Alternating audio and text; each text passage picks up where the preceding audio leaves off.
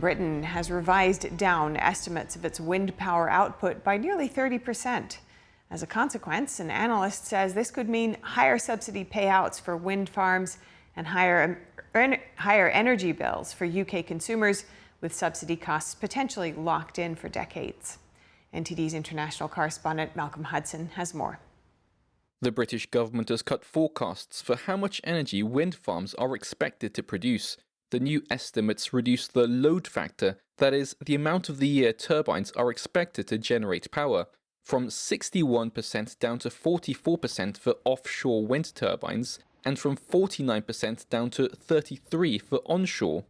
Andrew Montford, director of Net Zero Watch, said that about 10 years ago, the then Conservative government increased the estimates of how much power a wind farm would produce by roughly a half. They went up from roughly 40% of capacity to 60% of capacity, and we said that this was complete nonsense, and we've been campaigning to get the numbers made more realistic ever since. Montford says the now reduced figures are more realistic, but it also means the government will have to pay more money in subsidies to secure the same amount of energy in the upcoming wind subsidy auction. British Net Zero Secretary Ed Miliband has sought to phase out fossil fuels and increase reliance on renewables as part of his Clean Power 2030 plan. Developers have been offered an initial budget of $1.4 billion annually in support of new offshore wind farms. Since the subsidies are contracted to run for 20 years, Montford said Britain could get stuck with high prices for energy. I mean, much higher than they are today, perhaps 30% higher than they are today, which would be a catastrophe for the economy. A wind turbine's efficiency can be affected by numerous factors, such as high or low wind speeds, and how often the wind farms are paid to switch off to prevent overcongestion on the electricity network.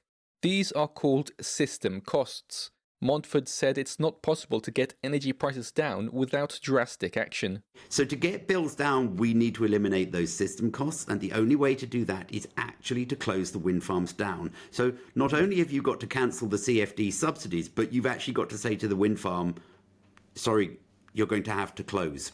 He says this is a huge step that would face lots of challenges, from investor confidence to international agreements as well as national laws. All those things need to be overcome, but that is the only way to get bills down.